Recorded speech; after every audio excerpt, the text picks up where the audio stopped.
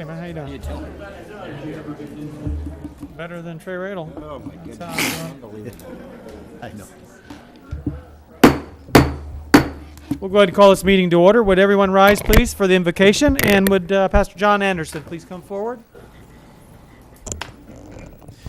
I thought for our our prayer today, I would pray the prayer of a great politician and a great leader, King David. The Lord is my shepherd; I shall not want. He maketh me to lie down in green pastures. He leadeth me beside the still waters. He restores my soul. He leads me in the paths of righteousness for his name's sake.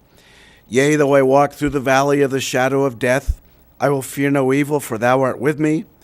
Thy rod and thy staff, they comfort me. Thou preparest a table before me in the presence of mine enemies. Thou anointest my head with oil. My cup runneth over. Surely goodness and mercy shall follow me all the days of my life, and I will dwell in the house of the Lord forever. Amen. Councilman Slaka, could you please lead us in the Pledge of Allegiance? It'll be an honor, Mayor.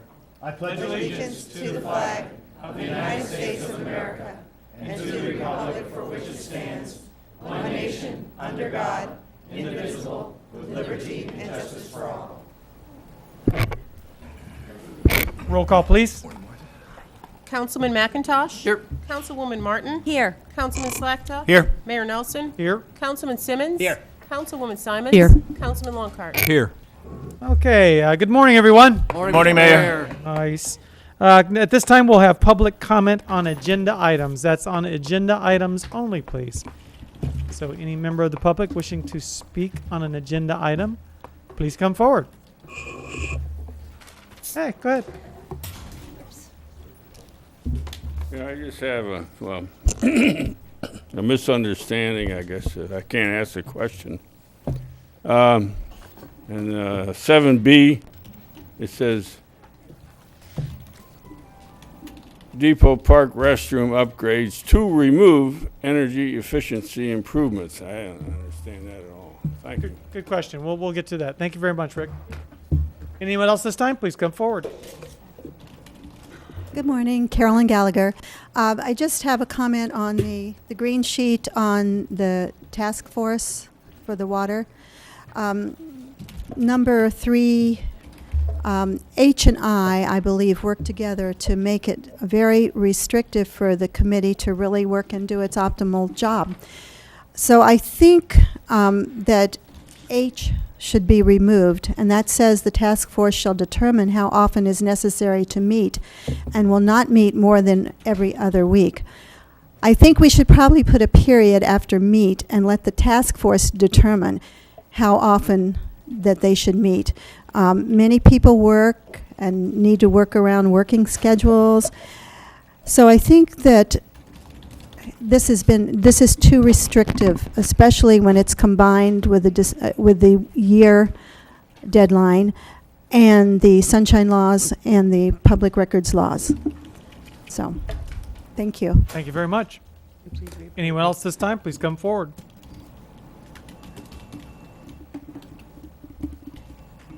Good morning, Mayor, Council members. Nicole Johnson here on behalf of the Conservancy of Southwest Florida. First, I would like to again thank you for allowing Eric Livingston to make his presentation on stormwater issues at your last meeting. I know that that was a very packed meeting, a marathon session, but we really felt that Eric's comments and input would be beneficial in your DRGR decision making, and I hope that you agree. I think in conversations with some of you, you have. In looking at the creation of the DRGR task force, and again, thank you for your vote to create that water task force, just a couple comments. First of all, in the SCOPO study, the Conservancy believes that the entirety of the DRGR should be part of the boundaries of that scope, understanding that with water issues, which is the focus of this task force, you need to allow the committee to look at both upstream and downstream impacts. The Imperial River flows out towards the Gulf. That needs to be part of the consideration, and you have a lot of flowway inputs that are coming from the east into the DRGR. So all of that needs to be within their purview. Specifically to the language of the ordinance, just a comment on 3F. where that language states, City Council retains the authority to remove any member of the task force with or without cause by a majority vote of City Council. Certainly, if there's cause, the member should be removed, but the idea that Council could at any point without cause be removing members of this task force, I think could have some unintended consequences. So I would ask that you discuss that and potentially take that without cause portion out. Thank you. Thank you very much. Anyone else this time, please come forward.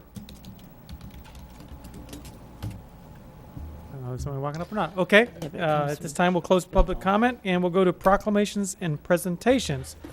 And at this time, would Shelley Anderson, would you please come forward? Is Shelley here? Then you won't be doing that. So I'll just read it from here. How about that? What this is that this is a proclamation in support of the Zonta Club's Advocacy Day. It says, whereas we as citizens of this community recognize the worldwide problems of violence against women occurs even here in Bonita Springs, Florida. And whereas violence against women is traumatic to the body, mind, and spirit, and can prevent people from being fully active participants at home and in the world. And whereas violence against women costs the nation billions of dollars annually in medical expenses, police and court costs, shelters and foster care, sick leave, absenteeism, and non-productivity. And whereas in spite of some progress, we need only to look at our newspapers or watch television newscasts to see the unfortunate truth that violence against women has not yet been eliminated here in Bonita Springs or around the world. And whereas we support efforts of individuals and joint organizations such as the Zonta Club of Bonita Springs to raise awareness, stimulate discussion, and advocate for local solutions that will curb violence against women. And whereas these local people join thousands of others from around the world to assert the right of women and men to be free of violence is a fundamental human right. Now, therefore, I, Ben Nelson Jr., as mayor of the city of Bonita Springs, do hereby proclaim that on November 25th, 2013, and during the 16 days of activism, all citizens are urged to work to end violence against women and to eliminate the detrimental consequences it has on the well-being of our community. I want to thank the Zonta Club for all the hard work they do and wish everyone take this to heart, please. Thank you very much. And at this time, we have a presentation by Marshall Bauer. Marshall, are you here? Excellent. Marshall is president and CEO of the Foundation for Lee County Public Schools, Incorporated. How are you today? I'm good, sir. Thank you very much. Members of the council, mayor, I feel like I came home this morning. When I walked in, Jane Swanson greeted me. I know that she is your able assistant. She at one time was mine, and this young lady used to work for me at one time too. So it's good to be home here with you guys. Thank you for allowing us to come to you and talk to you a little bit today about the Foundation for Lee County Public Schools, and I'm actually going to be asking something specific of you, but before I do that, I wanted to let you know a little bit about the foundation and more specifically why I'm here today to talk to you about our mentoring initiatives. The Foundation for Lee County Public Schools is one of the oldest education foundations in the country, and in fact, we were one of the very first one formed when Betty Castor, some of you may remember, moved forward on this initiative when she was the Commissioner of Education years ago. We were formed by the business community and continue to be run by the business community. My board of directors is made up of the business leaders from throughout Lee County. Our mission, quite simply, is to enhance and enrich what's going on in our district public schools for the betterment of our teachers and our students specifically. Our goal is to make sure that our students are ready to either go into the workforce or to go on to post-secondary education, whether that's technical training or going on to college. It's a lofty goal, but it's one that we assume through every one of our programs. Many people, when I say to you, have you ever heard of the foundation, I get blank faces. When I say, have you heard of the Golden Apple Teacher Recognition Program, everybody raises their hand. That's but one of 20 of our programs that we run in the school district. We were formed because the business community recognized they had a vested interest in what's going on in our public school system. It's the chief supplier of their future employees. It is also the supplier of our future city council members, of our future county commissioners, of our future leaders, period. They are going to be the ones that make the decisions whether or not there's Social Security when I get to retire. They're the ones that are going to be the ones that decide what our healthcare system looks like now and in the future. So it is a very important, obviously, what our teachers do in terms of turning out our next employees, employers, and leaders. So with that, I wanted to talk to you about some of our major initiatives. We've been moving over the last several years forward on a lot of STEM initiatives, science, technology, engineering, and math. It's the acronym of the 21st century, and it quite simply it is because that's where the jobs of today and tomorrow will be. I can't think of any job, and I'm a former attorney, that you cannot go forward on without having at least a rudimentary knowledge. Jane's probably back there smirking when she hears me talking about computer skills. And She those actually things. was. She was. I thought so, okay. You have to know those things. Journalism, you can't be a reporter at the news press if you don't know about technology. So it gets involved in everything that we do.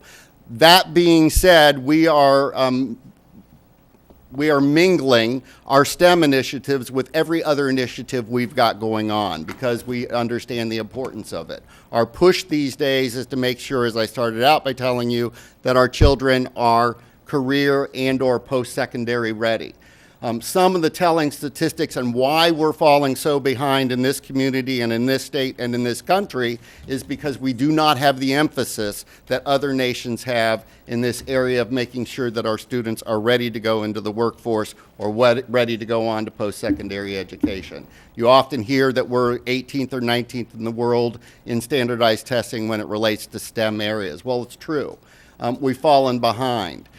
That requires us as a nation and as a community to get behind what's going on in our public school system, to engage the business community in what's going on in our public school system so that they know and can tell the school system, these are the jobs of today, these are the jobs of tomorrow, these are the skills that we require of the workforce that's coming out of the school system. We have 86,000 students approximately in the Lee County school system. We are the 9th largest in the state of Florida. The real number here is we're the 34th largest school district in the nation. We have a huge responsibility as a community to make sure that those students are able to come out and be productive citizens. I can tell you, based on my former life as a prosecutor, what happens if they do not finish school. I used to prosecute the major murder cases along this 5-county area. And inevitably, I would hear during the stage of a prosecution where you're asking a jury to make a recommendation on death or life, the mitigating circumstance that would be put forward is my client did not graduate from high school. So I started looking around. And indeed, that is true. If you look at any of the statistics, the longer a child stays in school, the less chances of them getting involved in delinquent behavior as a child, and even less chance of getting involved in criminal activity as an adult. So it's to all of our benefit to make sure that our students are getting what they need. Thus, I tell you about our mentoring initiatives because mentoring works. Many of our students do not have positive role models in their life. And even if they do, oftentimes our students do not have the time to interact with their parents or grandparents or whoever their guardians are that are raising them. And with a 70% of our students qualifying for free or reduced lunch, that means 70% of our students come from homes where they meet the federal definition of poverty. You know, when we look around Bonita Springs and go, God, we live in paradise, and we do, we've got to remember that telling fact. There are so many kids coming to school. You just did a domestic violence proclamation. And I thank you for that. So many of our kids are raised in homes that are divided because of domestic violence, or they sat at home all night listening to mom get the hell beat out of her, excuse the language, by dad. Or they're coming to school and they're hungry and they're not prepared to learn. Or they're coming to school and they have no guidance whatsoever at home. It's not their fault. And I say this because I do believe in personal responsibility and accountability. But we've got to give kids the appropriate tools to make the appropriate decisions so that they become productive citizens. One of the ways to do that is through mentoring. And so I want to tell you, we've got 3 different mentoring initiatives. All of them do the same thing. They get our kids ready to make decisions about what they're going to do when they get out of school. Another telling fact I will tell you, in the state of Florida, I know many of you probably have kids that are going to go on to college, and you've heard about the FAFSA, the financial aid forms that need to be filled out. Those forms need to be filled out before you can get scholarships, before you can get Bright Futures, before you can get Pell Grants, before you can think about sending a child to college unless you're very wealthy. 2/3 of our students don't fill out FAFSA in Florida. That means 2/3 of our students aren't prepared to go on to post-secondary education unless they've got very wealthy parents and are ready to pay for it. 2/3 of our kids, if you ask them in their senior year, what are you going to do when you get out of high school, say, I don't know. So we want to get them prepared to say, I know what I'm going to do. That doesn't mean they can't change their mind. That's healthy. But at least have them some idea of what they need to do. Thus, we need mentors to work with them, a positive role model. Our mentoring programs require 1 hour a week during school hours, so it's not something where you have to worry about taking them bowling or to the movies or what are you going to do with them. You meet with them at the school grounds. I will tell you some statistics with regard to it and why I know it works. Take Stock and Children, for example, one of our premier scholarship programs that guarantees a 4-year college tuition scholarship to our students if they follow the contract they sign with us, which says I'll remain crime-free, drug-free, be a good citizen, and meet with my mentor on a regular basis and maintain a GPA of at least 2.5. Our students all graduate with well above a 3.0 by the time, and some of them above a 4.0. The telling number here is, though, that group of kids, these are low-income kids that go into our Take Stock and Children program, 96% of them graduate from high school and start college. If you looked at the same cohort or the same students who were not in the Take Stock and Children program, paired with a mentor, it's 40 to 50% of them graduate from high school. It is a huge best practices program. We know that mentoring works. So I started out by telling you I was going to outline a little bit about what we do and make the stress on our mentoring initiatives. We have 3 of them, Take Stock and Children, STAMP, which is Student Advocacy and Mentoring Program, and Future Makers, which is really working with the kids to fill out the FAFSA and to work with them on those skills that they need in terms of resume building, how to look you in the eye when they're interviewing with you, how to dress appropriately, how to hide the tattoos, how to be able to work in groups with one another, how to have critical thinking skills. Those are all things that we want to work with to make sure these kids are able to go out into the community. So what I ask of you as employers is that you allow your employees that work for the city, that work for the police department, that work for the fire department, to have that ability to go out into our schools and volunteer with the students that need them. We always have a shortage of mentors. Some of our mentors mentor 2 or 3 students. I'm going to leave you with this story to tell you why it works, and it's one pertinent to Bonita Springs. It's pertinent to Bonita Springs because the student came from Bonita Springs, the mentor came from Bonita Springs. This particular mentor is a retired citizen that lives here in Bonita Bay. He's been a mentor ever since I started at the foundation as the president and CEO. So we kind of grew up together at the foundation. He had been a mentor for several students, and a couple of years ago he said, I just don't think I'm making the difference that you think I'm making, Marshall. And I said, yes, you are. I can guarantee you are. Students don't always tell you that. Well, it just so happened God was looking down and said, I'm going to make you be truthful today, Marshall, because later that week we had a banquet where we have our graduating seniors from our mentoring programs, and we award them with the scholarship if they're in the Take Stock program. The news press was there. A reporter said, can I talk to one of your students? I said, yes. By chance, I just pulled this young man out and said, do you mind talking to the reporter and telling her your story? The story that for the first time ever came out from the lips of this child was that his parents had both been deported to Mexico a couple of years earlier. He never told anyone. And the reason he never told anyone was because he was the older sibling raising the younger siblings, and he didn't want anyone to find out because he didn't want to be separated from his siblings. When asked the question, how did you overcome the fact that you're from a low-income family, your parents don't even live here, you live with your grandmother who doesn't speak English, works a full-time job, you're taking care of your younger kids, what got you through school? His answer, quite simply, was my mentor. And when his mentor read that, he called me up and said, "Oh my God, I am making a huge difference." And with that, he wrote me another check to start another mentoring program. And this gentleman really didn't know he was making that big of a difference. He met regularly with the child. He gave him information. He listened to his problems. He offered his advice. He was a very successful person, degree in engineering, and owned a manufacturing concern in Ohio and moved down here to retire. Didn't know what the term retirement meant, thank God, and came to work with us as a mentor at the foundation. It makes a huge difference. We're trying to spread the word all over the county. Bonita Springs is one of the fastest growing areas in terms of so many things. The business community, getting them engaged with us. We're working with Christine Ross, I saw her in the audience, to do more of that down here in Bonita.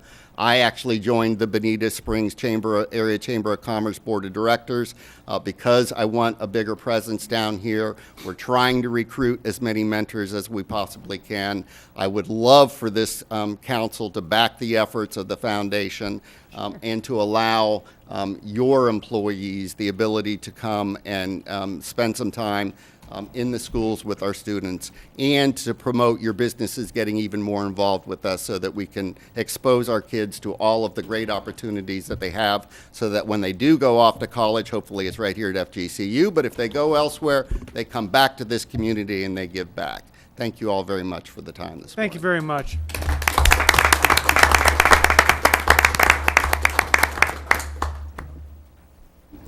Okay, and we are to the. May I brag on the council and city? Oh, go ahead.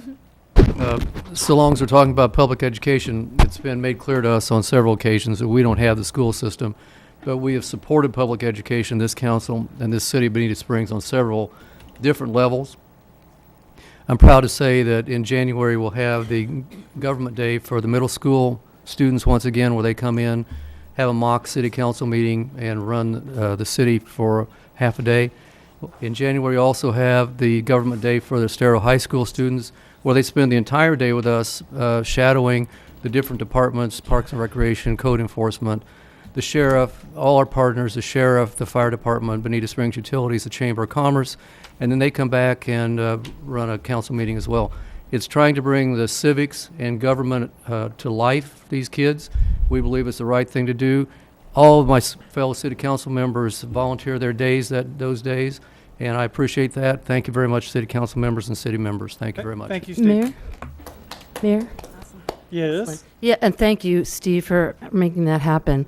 I also like to let Mr. Bauer know that the Lions Club, who's sitting here up front, Mr. Bob Hilliard, the chief lion in the state of Florida, actually went to Bonita Middle School because he heard that, because I told him, they needed help over there. And they have an incredible academic program after school. But actually, this Lions Club created an after-school program for students who are kind of just lingering around the school, seeing that there was a need there. And they also mentor about 40 kids every Saturday through their Leo's group, who come every Saturday and they spend time with each other. So that might be a good resource. And the Rotary Club has young professionals. They might be good mentors as well. And we just have great resources here to help you and help our community. Yeah, thank you. Meet that guy before you leave.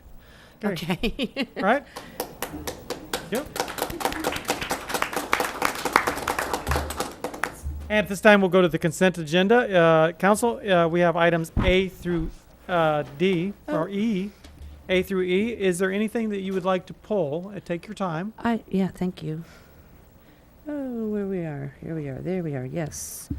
Anything? I do. I just need to find which one it is. Okay. Thank you. Yeah, D. D? Yeah. Item D. Is there anything else?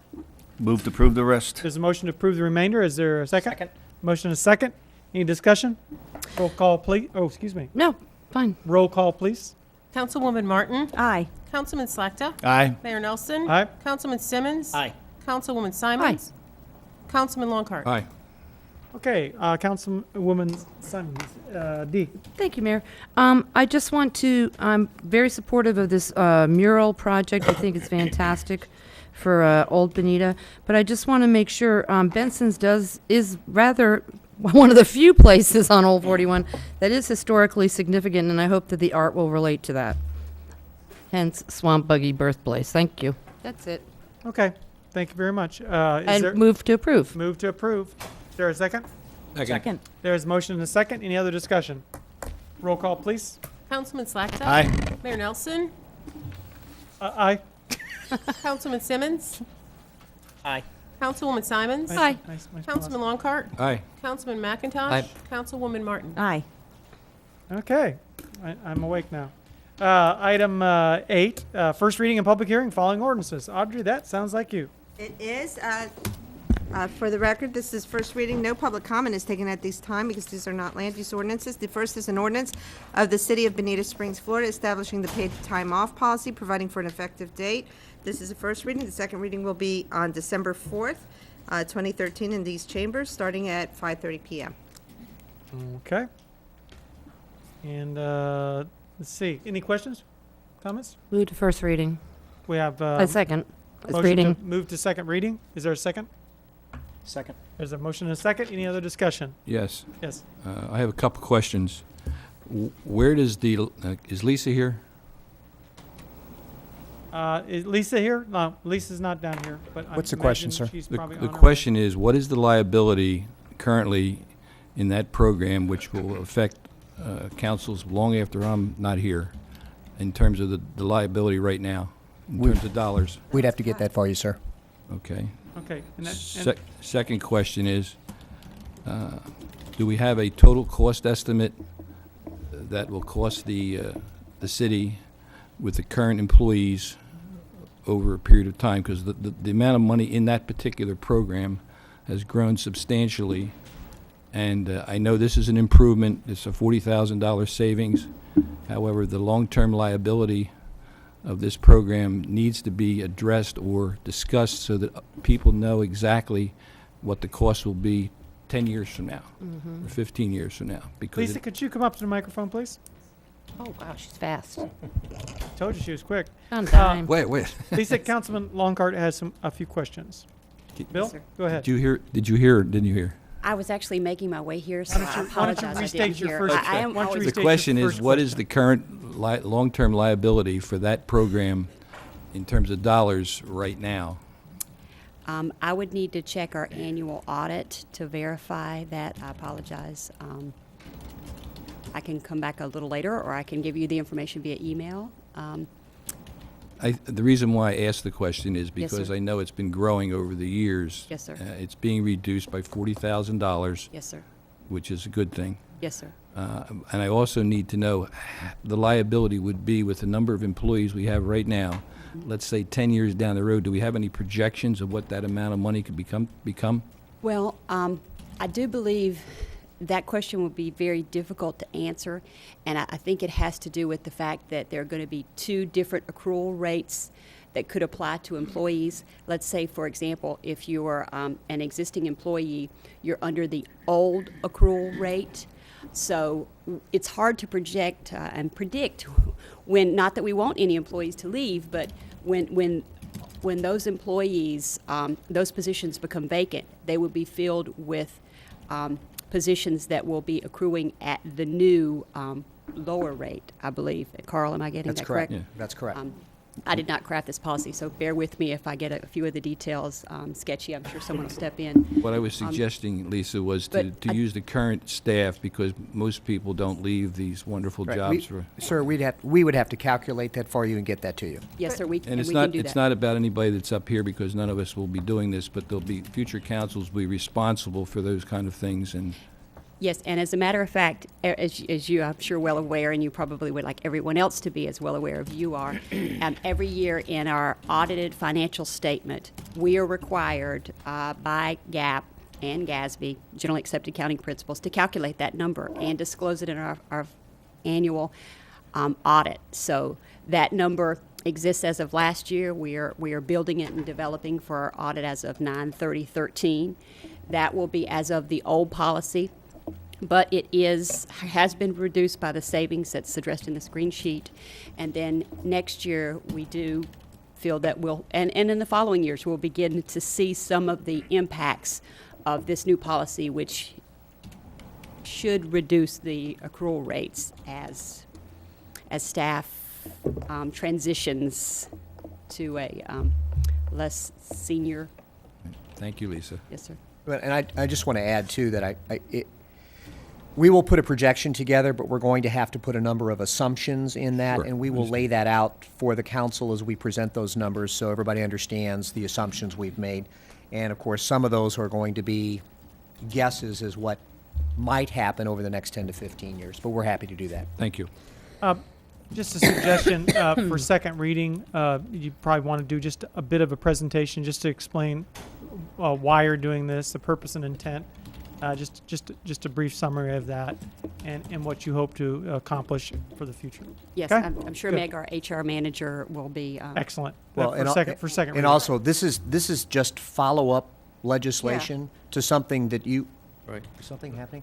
This is follow-up legislation to something that the council has already approved previously. Right, this is Okay. housekeeping. And just on the accrual. And that can be part of Okay. what I'm asking for. That would be really nice. That's all I'm asking for is an explanation at the second reading as to what this is.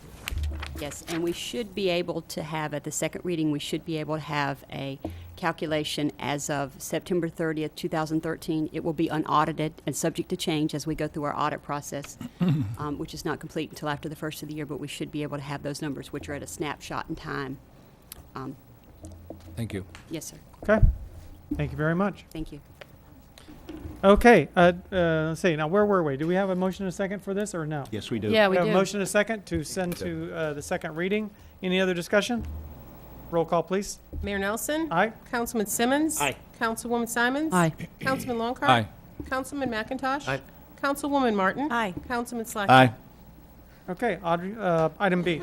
Thank you. This is another ordinance, a first reading. This is an ordinance pertaining to non-consent towing and immobilization services, providing for authority, title, applicability, findings, purpose and intent, definitions, permit required, permit application, fees, issuance of permit, appeal and renewal, insurance requirements, permit document specifications, manifest, trip record, or tow sheet regulations applicable to the tow or immobilization operator and related business entity, non-consent tow or immobilization, express instruction by law enforcement, requirements for non-consent tows from or immobilization on private property, drop charges, immobilization, truck class specifications, business inspection requirements, towing safety standards, maximum rates for non-consent services, violations, penalties, and enforcement, administration, disposition of fees and fines, audit, repealer, conflicts of law, severability, codification, Scrivener's errors, and effective date. This is a first reading. The second reading will be held on December 4th in these chambers at 5:30 or later. I just want to point out that this ordinance is identical to the ordinance drafted by Lee County, or it mirrors that ordinance. There were some modifications so that all the different towing and wrecker companies would follow one rule, and the sheriff's office would be able to implement one rule. Because the counties only apply to unincorporated Lee County, we're adopting an ordinance comparable to what Lee County is doing. I do have Investigator Hammonds here from the sheriff's office if you have any questions as to the specifics on wrecking and towing. Okay. Council, what's your Question. pleasure? Martha? Thank you, Mayor. This is only land-based. This is not applied to derelict vessels. If there's, it's not In the water. It's not in the water, no. Okay. And that's the next ordinance, we actually talk about this. I think there could, I mean, this would be only if there was an accident and the sheriff, or if the sheriff arrested somebody and they had to move the vehicle. I'll let you do the explanations. Nice Good morning. to see this guy here. My name's Detective Ed Summers with the Lee County Sheriff's Office Traffic Unit. This ordinance mirrors the counties, as Audrey Vance. Ms. Vance said. It goes towards private property tows, vehicles parked in communities that are improperly parked, and it goes towards law enforcement tows. Things with wheels. Yes. Well, vessels on trailers, I guess. In that case, if it's improperly parked and the community wants it removed, yes. Okay, and improperly parked is according to our improperly parked. Well, and that's the next ordinance. Yeah. What we're doing here is the Oh, I got here, mirrored yeah. ordinance with the county. Okay, thank you. Okay. Any Thank other you. questions? Pete? I guess basically it's been answered. As a guy that wears his heart on his sleeve, though, I was just hoping we could boil that down into English, although I think that's all English. I didn't see any words. I don't know how to say Just kind of the immobilization general one more time. explanation of this, if you wouldn't mind. Thank you very much. The reason why this was brought to the Lee County Commissioners is to, one, the towing companies hadn't had a raise since 2000 in Lee County. So to give them an increase because gases and fuel and their employee costs have gone up. Two, to standardize towing, to keep private property companies that are doing private property tows a little bit more accountable. We won't have any fly-by-night companies coming in because they're all going to have to be permitted by the sheriff's office. All the drivers are going to have to be permitted, background checks. So we don't have to worry about tow companies with maybe sexual predators or registered felons towing cars, or maybe, you calling up a tow company and say, hey, my car's broke down, and they're towing, and maybe, your wife, daughter, maybe having to get a ride home or something like that. It keeps, it is regulations just to keep the tow companies honest, and there are rules that they'll have to follow. A question. I have another question. Good. Council, anything else? Yeah. Martha? Thanks. Why would a registered felon not be allowed to tow a car? If they've done their time, can't they have a job? There are certain requirements in the ordinance I know. part of this is covered under Lee County's rules, Lee County Sheriff's Office rules. It covers. Because they work for the sheriff's department? Because they work for this part of our rotations, but it covers recent DUIs, violent felonies. Okay. Now, we're not talking just someone that has a. Certain felonies that would be applicable to the job. Yes. Okay, If they've thank you, committed a thank felony you. in reference to towing, that would be applicable. If they've committed a violent felony, it needs to be so many years past for you to be able to. Yeah, get your we don't tow permit. want people who haven't addressed their issues to be out working with the public, yeah. Yes, ma'am. I understand. Okay, it's not all felonies. No, ma'am.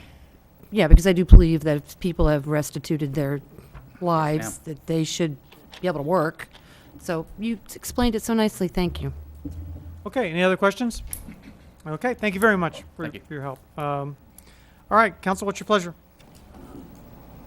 Move with the Move second to reading. Second, yeah. Move to second reading. We have a motion and a second down here. Oh, sorry about that. Roll call, please. Councilman Simmons? Aye. Councilwoman Simons? Aye. Councilman Longcart? Aye. Councilman McIntosh? Councilwoman Martin? Aye. Councilman Slechta? Aye. Mayor Nelson? Aye. Okay, Audrey, turn the page. Number C. And this is our final first reading of the day, and this is an ordinance of the City of Bonita Springs, Florida, amending the Bonita Springs Motor Vehicle Towing Ordinance, ordinance number 06-01, providing for civil and criminal penalties, providing for conflicts of law, severability, codification, scrivener's errors, inclusion in code, and an effective date. This ordinance will be scheduled for its second reading and for final public hearing on December 4th, 2013. This is the ordinance where if the vessel is on land, it allows code enforcement to write a ticket and citation. Recently, we did have a situation where we needed to take an appeal of code enforcement's actions or the hearing examiner's decision to declare a public nuisance and have vehicles impounded. And that's where, if you recall, counsel, I wasn't sure if it went to you or went to the hearing examiner. This makes it more clear. So it's just some minor tweaking, and we thought if we were doing the other towing ordinance, we might as well clean this one up too. Chris Campbell is here if you have any questions as to it. No, but I have a comment to it. Yeah, This, uh, Mayor. hi. Mayor. Hi. Hi. May What I, was may I your- have what a was your- moment to speak, please? A moment, yes. Thank you. The ordinance for towing will be based on what we have in our land development code for parking of these vessels, right? Where these vessels may be parked on land. We have a property maintenance code, and the property maintenance code, I know, I need to look at Chris. Chris, I don't why I'd don't know. like come to on talk to Chris about that for just one Do second. you have a specific question? I- It may I- help them out. Well, yes, I'm getting to that, Mayor. Oh, good. This is, Good. Good. okay. Go ahead. So, in our building maintenance code, we don't have anything specifically that addresses boats and where they're parked. Is that correct? That's correct. Okay. Except with the exception of in the right-of-way. In the right of way. So, in our code in the city, we do have where you can park cars. You can't park it on the front lawn in the grass. I just know that in some areas of the city, we have people who put their boats like right in the front yard. And to me, it makes no sense to like say you can't have your car there, but you can certainly put a boat across the hallway. What would it take to amend that maintenance code to make a change that way? I will tell you that this issue was discussed by City Council when we first formed, and this was one where LPA recommended and City Council agreed with LPA that everybody should be allowed one boat in their front yard. So we do have it discussed in the property maintenance code. That would be the section being amended, but that's not the ordinance that we have here today. I can bring that for Sure. direction. I don't know if that's necessarily. Mayor? Yes.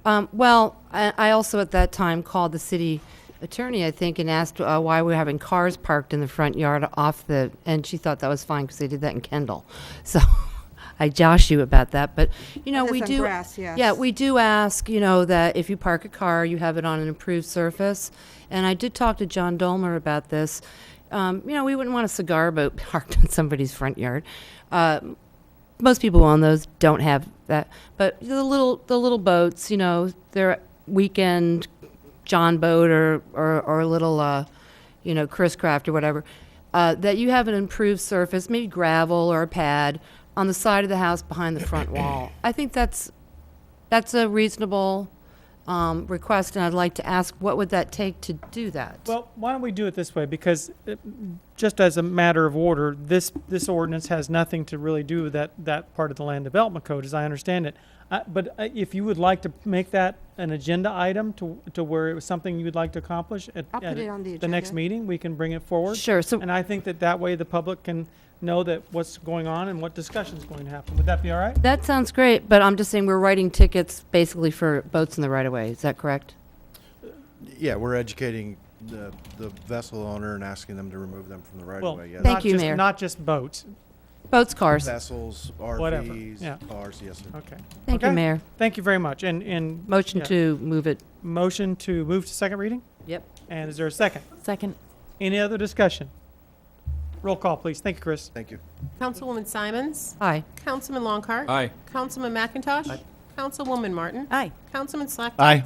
Mayor Nelson? Aye. Councilman Simmons? Aye. Okay, Audrey, we are to public hearing. And this is John Gutierrez. I'll let him do the Oh, introduction. hey, John. This is the land stewardship plan for the Oak Creek Preserve. Oak Creek Preserve, just to put this into context, is a relatively small piece of property off of Bonita Beach Road on either side of Oak Creek that was purchased by the county's 2020 program. And because of the size of the property, it didn't meet what would typically be the criteria for a 2020 purchase. So in order to induce that purchase, the city indicated that it would undertake the long-term maintenance of that property, and that's reflected in the land stewardship plan. Council saw the draft of that plan back during the summer. That draft was then submitted to the 2020 review committees. It went through the subcommittee and the full committee. Their only recommendation as to change was that once the plan is finally approved, that the city undertake a city-initiated rezoning of the property, which we've agreed to. It's part of our plan to begin with. But we've now included it in the land stewardship plan. So today, we'd like to have public input on the final version of this plan and council approval.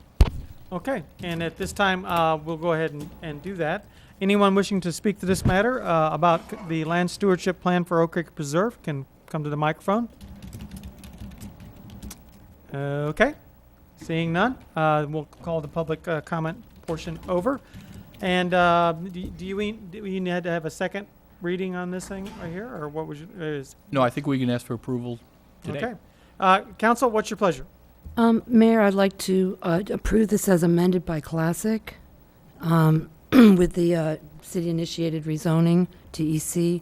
And also, when we clean up Oak Creek with these additional dollars that we received this year, I went canoeing down there. It'd be nice. It does include in the management plan to have hiking trails, just to make it possible so that people can get a canoe or kayak down to the water when there is water. And we've indicated that those type of low-impact passive trails would be part of the plan if and when funding is available sometime in the future at council's direction. Thank you very much. Okay, so there's a motion to Yes, approve. sir. Is there a second? Second. There's a motion and a second. Any other discussion?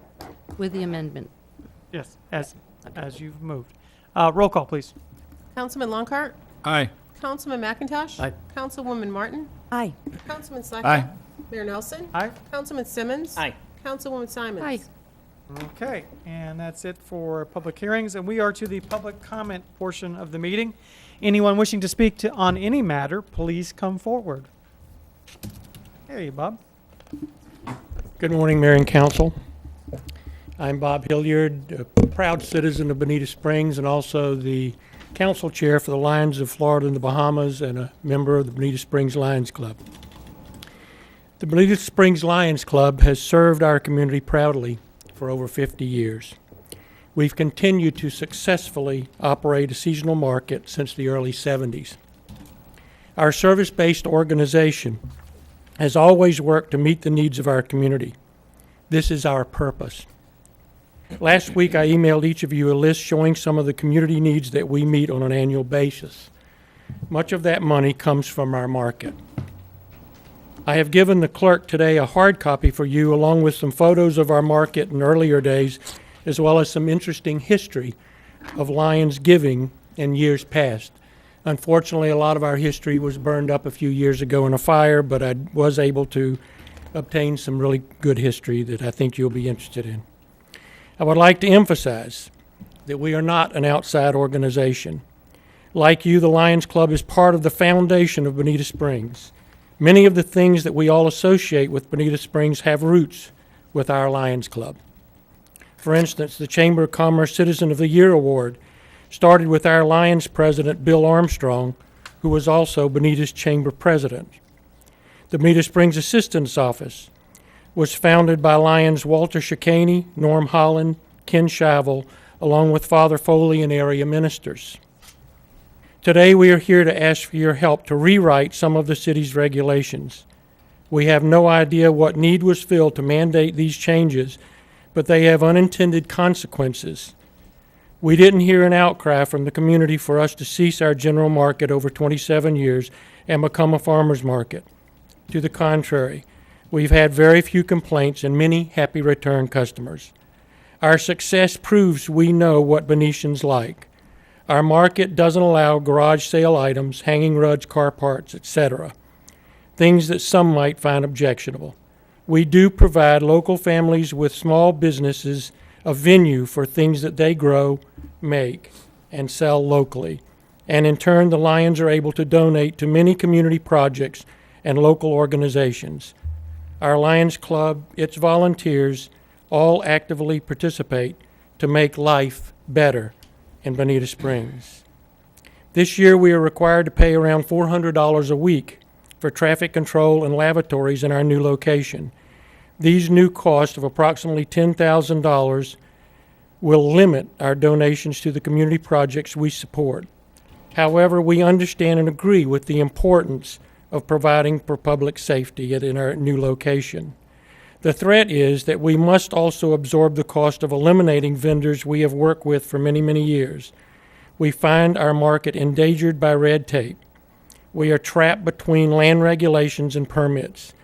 These rules, as they are imposed today, may force us to fold our market, and this would certainly be unfortunate and an unnecessary shame.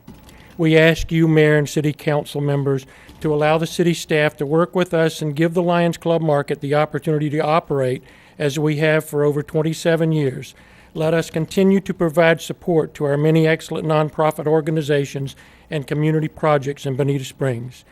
We ask you to take immediate action directing staff to allow us the freedom to continue to operate with the vendors we have today and to do whatever is necessary to make this right. We are confident that with your leadership we can find common sense solution and protect one of the good things in Bonita Springs. Thank you very much. Thank you, Bob. Next speaker, please. Good morning. I'm Rosemary Putnam. I'm a vendor at the Lions Club for the 4th year, and I'm here representing many of the other vendors. At this year, we have 4 different produce areas selling fresh fruits and plants with a very large variety. We have some of them sell flowers as well. We have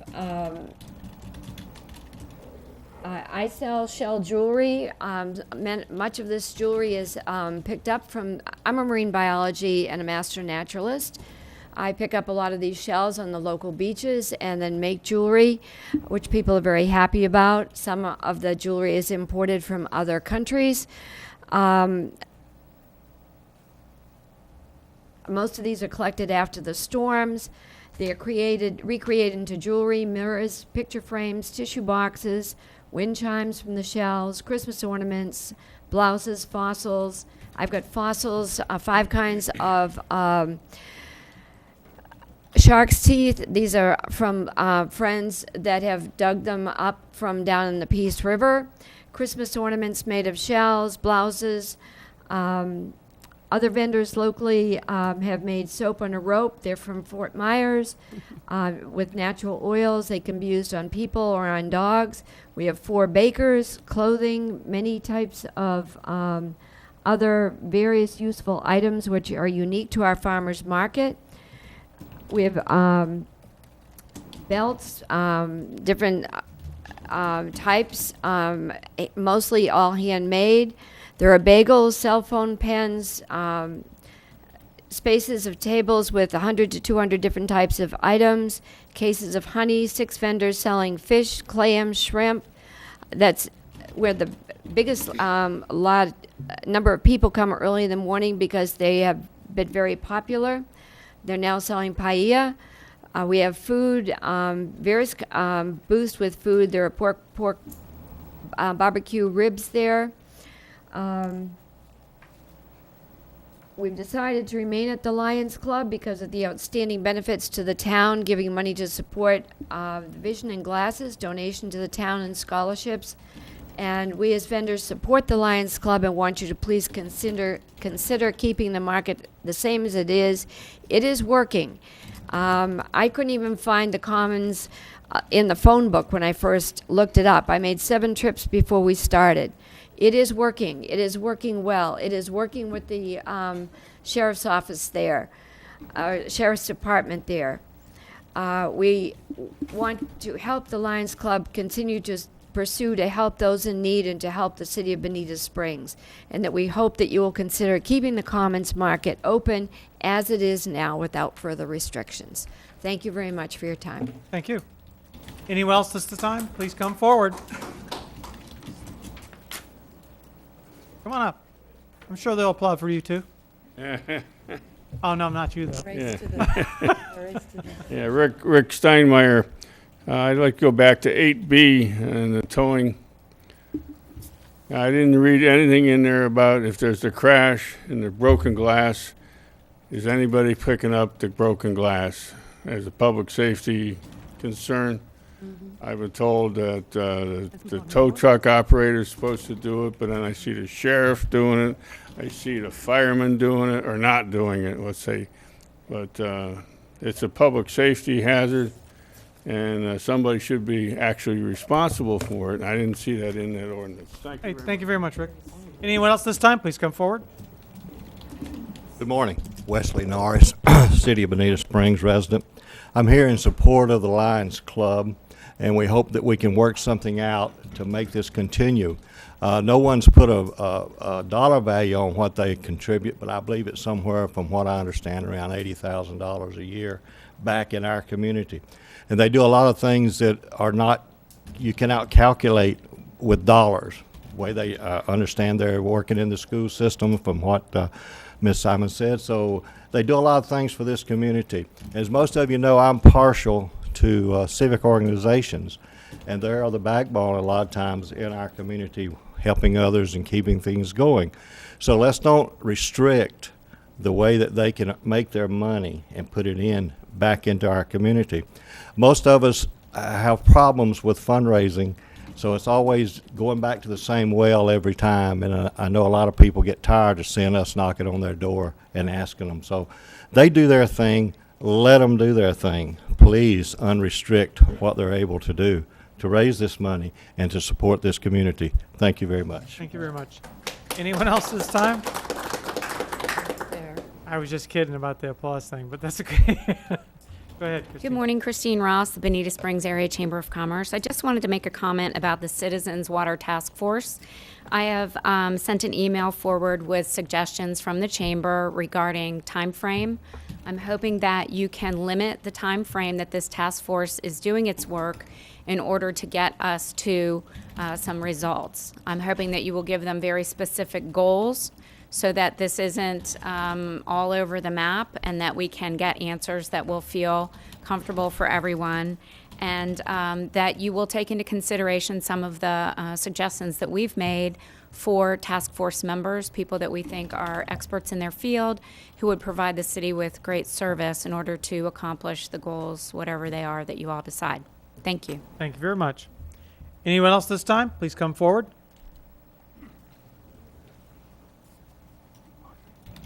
Thank you. Well, look who the cat drug in. Mr. Mayor, members of council, Richard Ferrera, former District 1 councilman. A couple of things quickly.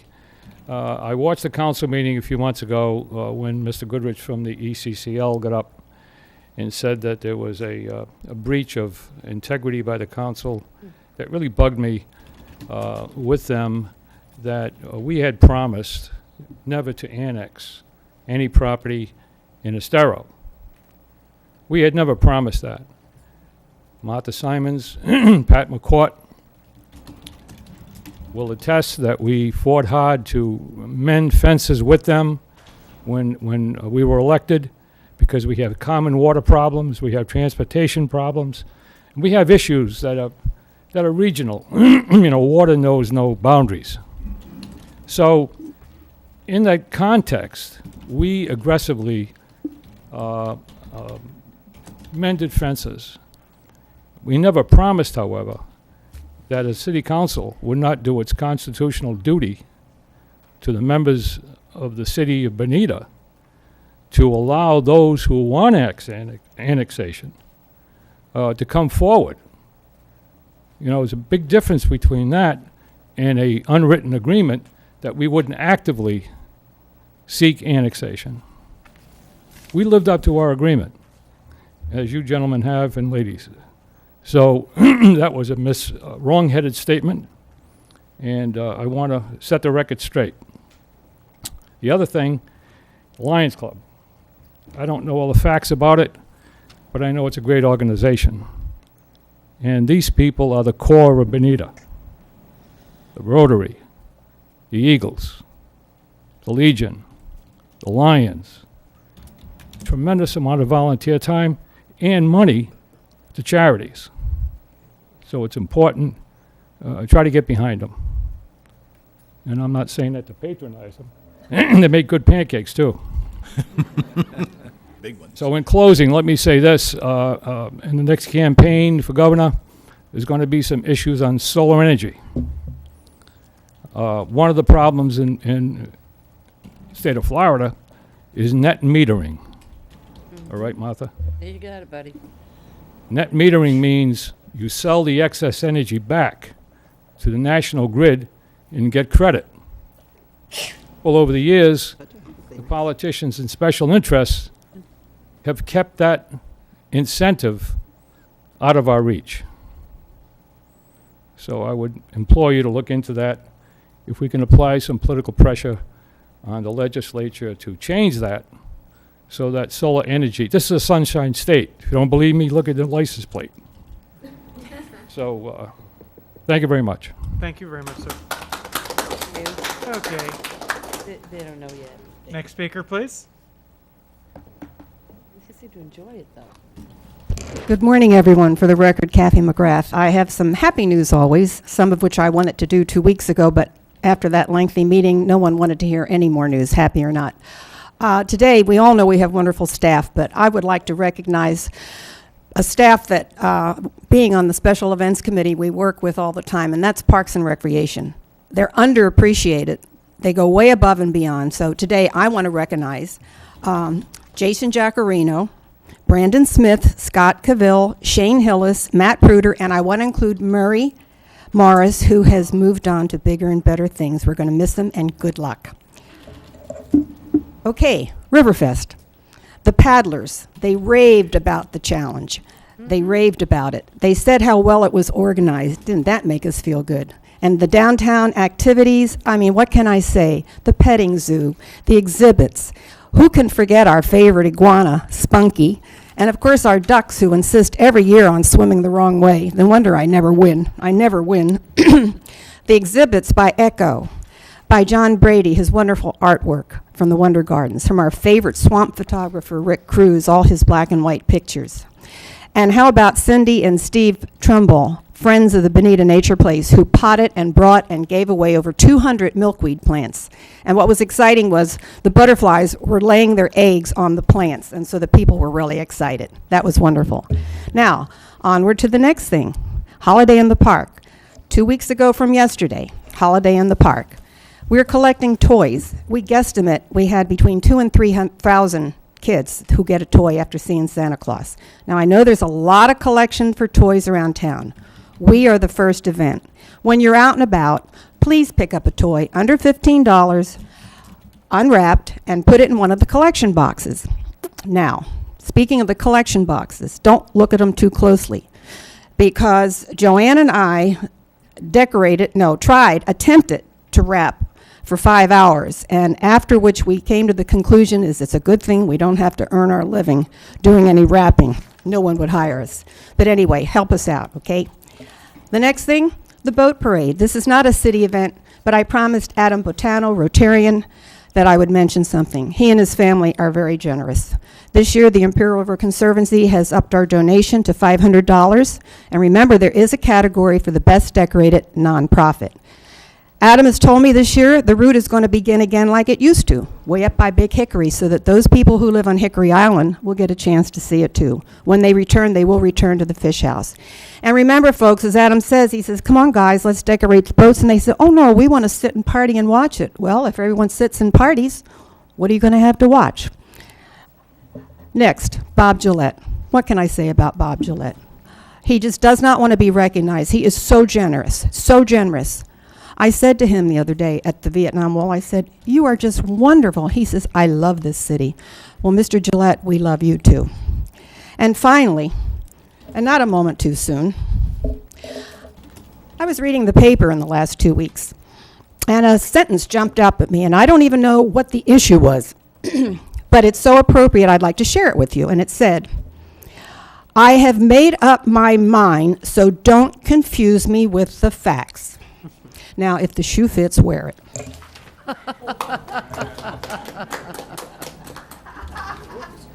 Okay. Anyone? Woohoo! Rock and roll. Look at you. Don't mess with Mother Nature, I tell you what. Anyone else this time? Please TV's come off. forward. Oh, there you are. You're back on. Seeing none. Okay. Let's see. We are to the city attorney's report. Audrey, what do you got for us? Thank you. I have one item. Or the hand of God strikes us down here. I have one item today, and that is to adopt a resolution to create the Citizen of Bonita Springs Citizen Water Strategy Task Force.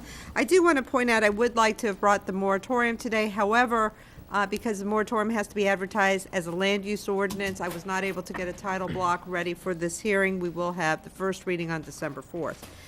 With that being said, you do have before you the Citizens Water Strategy Task Force, and you have the resolution. I look forward to making any changes that you wish, and I can respond to the changes requested by the citizens. Okay.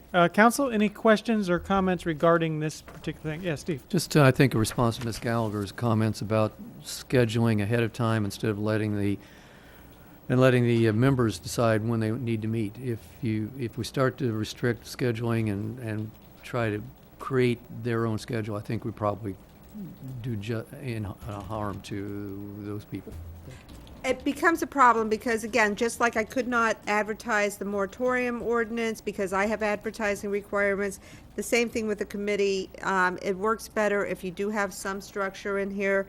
I thought every other week is quite often to meet, but, that's something that, And it's not more than every other week. If council wants it to be something where we have a committee meeting every day, it creates a hardship, especially with getting room schedule, having staff being able to be there. Plus, it has to be advertised and. Plus being advertised and, Right, well, I okay. think it's are we doing Mayor? posting?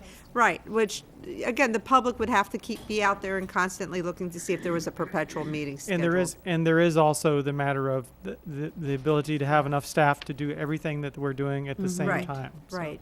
Okay, yes, any other comments, questions? I agree with that, but, can we give them a little flexibility on that as well? Something like no more than bi-monthly, except with the ability to call a special meeting. So they might be able to meet this week and that week, and maybe 2 weeks after that they can't because of scheduling. People fly out of town for things. Sure. And so I would keep it at every other week unless there is special, unless determined a special meeting needs to be called. I think that yeah. you could add something like that to what it. bi-monthly does is it Right allows now- them at least flexibility with those dates. So if Not it's sure if I every understand.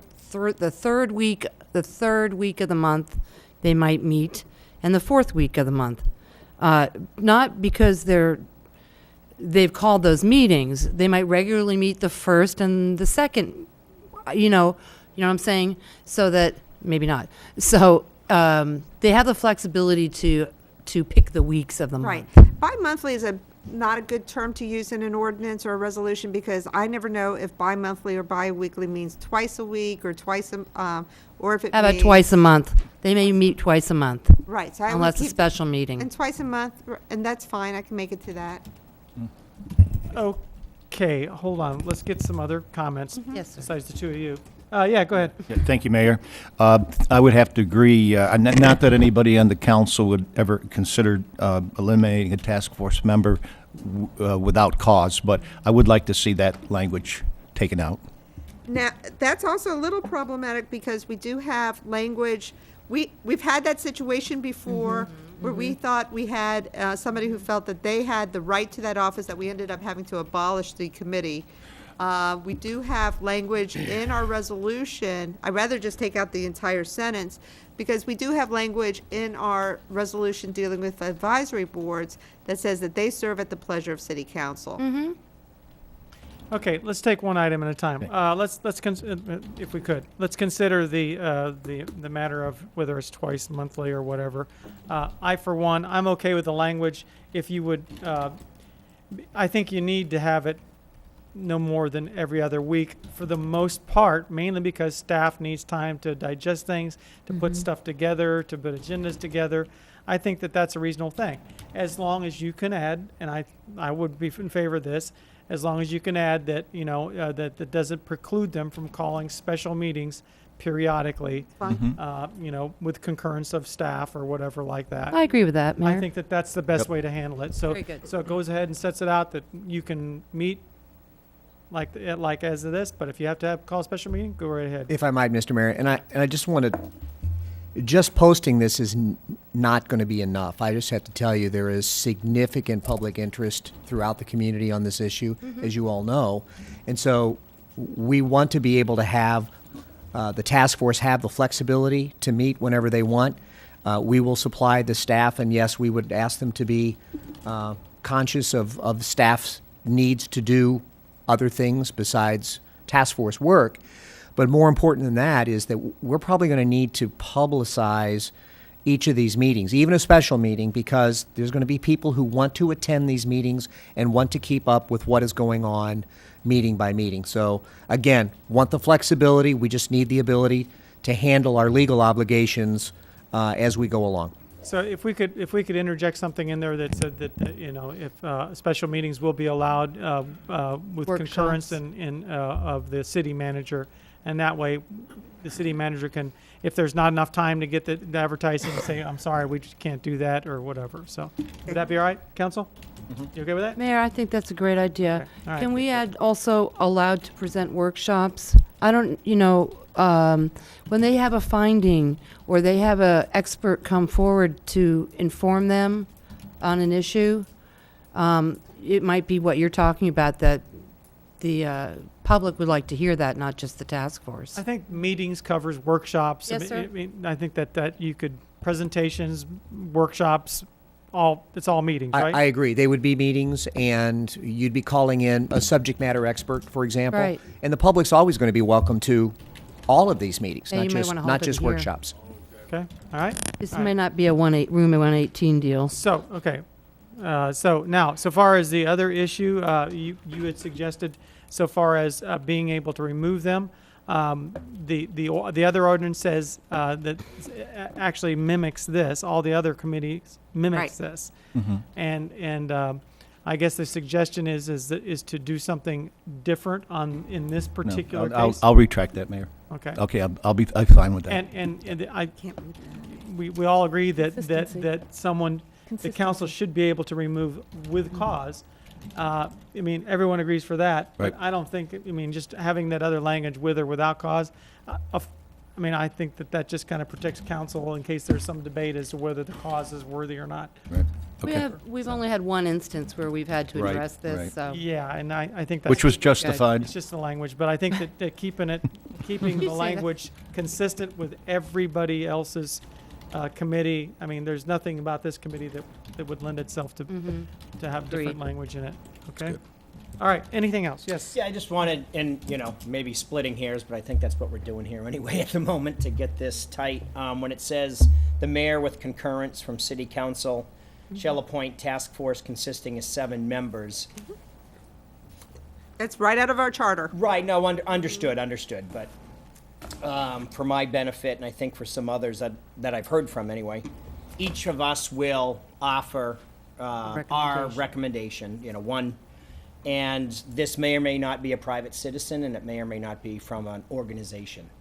And I guess where I'm going with this is if somebody, a private individual, gets on this committee, I don't think there should be an alternate for a private individual. I mean, I think that's kind of ambiguous, but I think if you look at an organization, if an organization is on this task force, could somebody, and I would recommend that somebody from that organization would be able to attend their meeting on their behalf. Yep. Right, and I think in Rules of Procedure, item 5B, it does discuss that the alternate member would only be for that alternate member for that particular seat.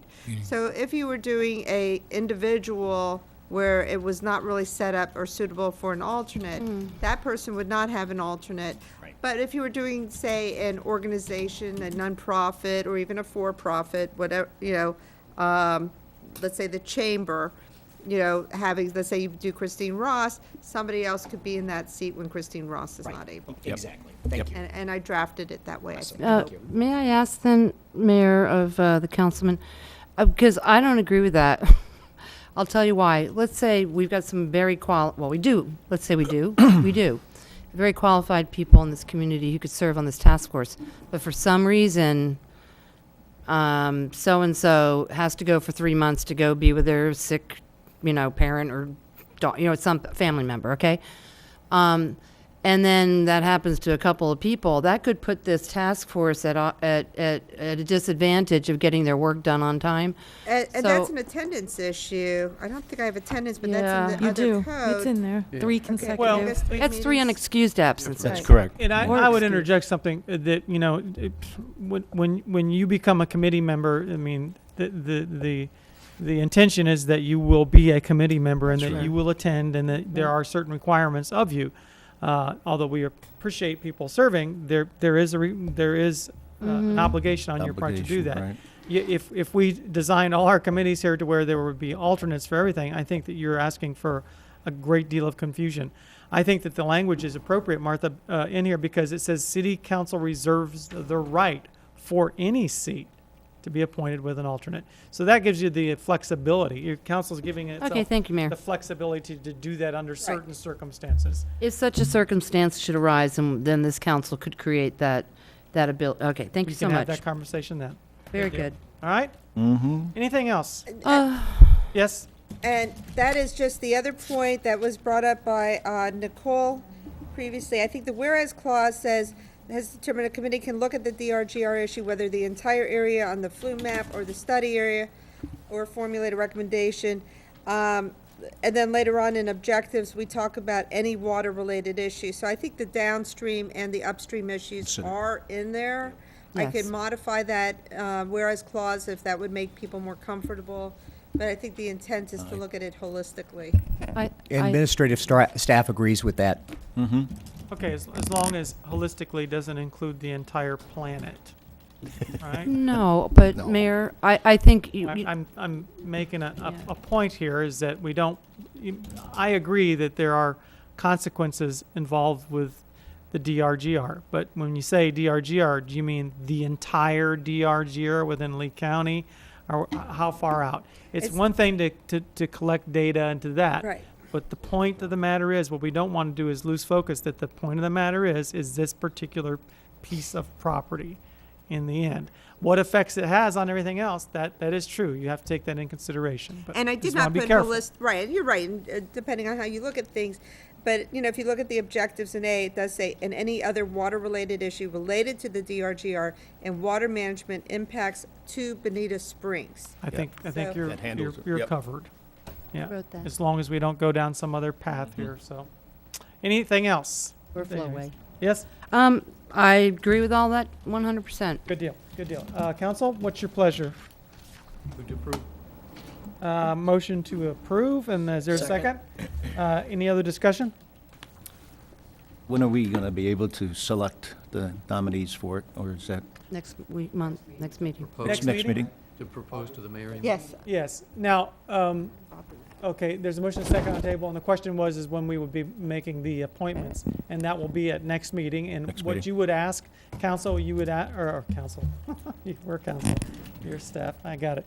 Staff, you would ask that council, I know it's confusing. Yeah. You would ask that council go ahead and make those submissions to you collectively prior to the meeting so that you have all those. Or to Is that what you Diane. would like? Well, if I might just back up a little bit and talk about process, because we've received a number of questions from the public about this. Yeah. If people or organizations are interested in serving on this task force, we would ask them to contact the city clerk's office, Diane or Debbie, one of those two, and they will send them a questionnaire. And basically, that is to gain some of their background and, of course, important contact information for them. Those documents will all be compiled and sent to the council for your perusal prior to your appointment date. Now, we are anticipating that at the next meeting that the council would make these recommendations appointment to this task force. We can do it a couple of different ways. In the past, we have sent you as a part of the meeting packet the entire compiled amount of people who have actually applied, the applicants, and then you have come forward at that specific meeting and publicly made those recommendations known and then made those appointments. If you wish, we could ask for those items for a cutoff date. We would compile all that information, get it to you in advance so that you could then make your recommendations prior to the meeting and it could be part of the green sheet. So there's a couple of different ways you could actually handle that. The latter would actually give the public information up front as to who you intend to appoint. Obviously, there's some conflicts in between, and I don't mean really conflicts, more duplications. Let's say Councilmember Longcart wanted to appoint the same one that Councilmember Simmons. Staff would know that, and then we could work through that. Going through that process, however, that part of it is that we would also then have to shut off the applications at an earlier date than if we were to wait until green sheet time. So, council, I would make a suggestion here, mainly because I want the public to. I think it's best the public know who is going to be nominated by the particular individual prior to that meeting. I think there's value in that. Not to say that that through some conversation on I would council like that. we could have that somebody might change their mind or something like that. So, would that be all right for them to go ahead and have a cutoff date, a particular cutoff date? Some person. What happened? And that's what I would suggest, that there be a particular cutoff date to a certain time. You give that information to them, and we make it part of the green sheet. Are you going to be able to do that? And that's fine. Now, interestingly enough, John just reminded me, because we do have a holiday coming up here, is that green sheet cutoff is actually going to be Monday, this coming Monday, all right, for the next meeting, because of the holiday weekend involved. So that's going to put us in a time crunch anyway, unless the council, and I just came up with this, unless the council would want to push the appointments off to the following meeting. It really, because I suspect some of you already know who you want to appoint anyway. I think you have a feel for that. So really, Well, let's ask council. Council, can you have your nominations Yes. ready by Monday? Absolutely. Everybody okay with that? By Monday? Mine's already in. Right? You're all good? Yeah. Monday's okay. we can, and we'll package up, we will package up for you all of the applicants so far, and we'll continue to send those to you until we hit green sheet time. Okay. All right, does that make sense? And if there's two people that are going to have the same one, you We will have a discussion without with the being in a individual conduit, council You'll members. just say, look, Yep. you know, Yep. I don't have one yet. Okay. What? Oh, you don't have one? No, I said I probably the same one you do. That's what I just said. All right, so to summarize, Yes. so we're going to immediately send you all the applications we have. Okay. You can take a look at those. We will continue to receive, for the public's information, we will continue to receive applications until the end of this week, so until the end of Friday. And then we will ship those applications to the council as well. Then on Monday, we will find out from the council members who your proposed appointments are, and we will green sheet those. And Right. they'll be ready for the first meeting in December. It'd probably be appropriate that also on the green sheet, that together with council's presumed recommendations, right? That the other applicants be listed on there too. I think that their names also be included on that green We sheet. can do that, and we can also, and I know there's quite a bit of paper on this, Diane, but I mean, we can also not just have their names, but we can also have their applications attached, so you've got the entire packet, and the public does too. Yeah, I think that you just make those available. Okay, on as request would be good. request? Okay, that'd be fine. Yes. Yeah, Carl, those nominations will be going to Diane? Is that what you're, That's fine, yes. that Diane? Okay. Yep. All right, everybody's okay with that process? Sweet. All right, good. Anything else on that? You've always been honorable about It'll be okay. Yep. Okay, we're good with that, right? Yep. All right. You have anything else for us, Audrey? No, sir. Okay. Oh, happy Thanksgiving. Oh, gee, thanks. So you want us to vote too? So moved. Whatever. Second. Right, roll call, please. Oh, we already Go have ahead, that. motion second. Roll call. Councilwoman Martin? Aye. Councilman Slechta? Aye. Mayor Nelson? Aye. Councilman Simmons? Aye. Councilwoman Simons? Aye. Councilman Lockhart? Aye. Councilman McIntosh? Aye. Okay, thank you. Audrey, and you don't have anything else this time? That's it. Thank you, sir. Okay. And happy Thanksgiving to you too. City manager's report. Carl? Thank you, Mr. Mayor. First off, we have the monthly review of the financial report. We stand ready for any questions that you might have. Council? Okay. Okay. Nothing. Moving on. Second thing is actually, I'm referring you to the errata sheet. This was the item that has been brought up previously during public comment. Has to do with the Lions Club and the farmers market, flea market, and the situation at their current location. We've given you a memo with regarding to this, and we are looking for specific direction from council. I would, if you don't mind, I would like Laura to come up and just chat a little bit about background here, so council's aware of kind of where we've been. So Laura? Thank you. For the record, Laura Taylor, Communications Manager. When staff first approached this issue, we found that the Lions Club Farmers Market could not continue to operate under the previous agreement that was made due to economic times and vacancies at the promenade. Any new location would require compliance with the current farmers market ordinance. As you know, the farmers market has requested to be allowed to continue to operate and be permitted to continue sale of items that are not currently allowed per the current ordinance. So the special event permit does not allow for this type of operation seasonally 4 times a week. It's temporary in nature. So if council wishes to consider permitting the market to continue while staff reviews any kind of recommendation, I would ask that John Dahmer come up to offer any suggestions for temporary use. Okay, all right. And if you have any questions. Good. And John, why don't you come forward? Thank you, Laura. Don't look so happy, John. So, John, hi. Hello. Aren't you happy to be here? Yes, sir. I'm telling you, not asking you. Anyway, listen, I like Carl's suggestion and what Laura just suggested. I think that this has become strangely confusing enough to where I think that it would be nice to go ahead and to allow some mechanism to allow them to operate until such time as you come back. It's just suggestion until you come back, staff comes back, and go ahead and lay this out for us, the history of this, because I can't even remember how we got where we're at right now. I mean, it's become, you know, sufficiently convoluted that I think if you came back and say, okay, here, if you recall, and you don't recall, here's how you got here, here's why you passed these certain ordinances, here's why you didn't, here's what you may be able to do, here's what other communities do. Because I think that the one thing that we were trying to do that I remember is that you don't want, I mean, the Lions Club's a wonderful organization, so is the Rotary Club, so is the Optimist Club, so is it's down the line. How many are you going to allow?